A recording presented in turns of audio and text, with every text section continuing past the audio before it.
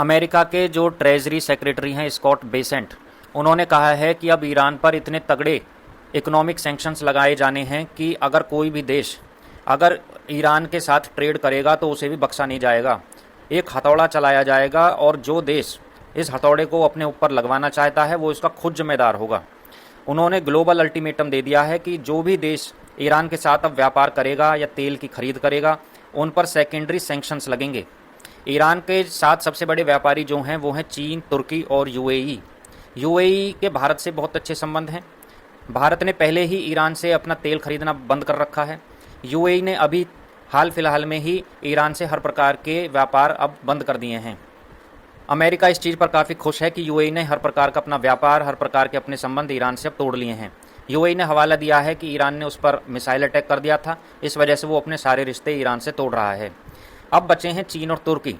तुर्की already Pakistan और Saudi अरब के साथ एक मक्का एग्रीमेंट कर चुका है, जिस पर डोनाल्ड ट्रंप काफ़ी खुश हुए। अब बांग्लादेश भी उस मक्का एग्रीमेंट को ज्वाइन करना चाहता है, जिससे भारत की टेंशन्स बढ़ेंगी। वहीं चीन, जो ईरान से सबसे बड़ा तेल का खरीदार है, उस पर अभी तक सैंक्शंस अमेरिका उस तरीके से नहीं लगा पाया है जिस तरीके से उसने बाकी दुनिया पर लगाए हैं।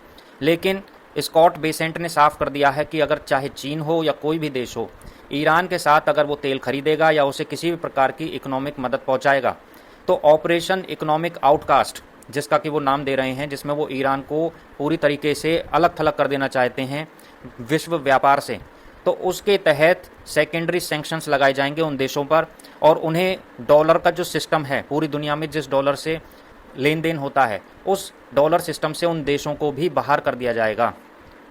ईरान कह रहा है कि अमेरिका हम पे मिलिटरीली यानी सैन्य रूप से वो हम पे कुछ कर नहीं पाया, बिल्कुल उसकी मिलिट्री स्ट्रेटेजी फेल हो गई।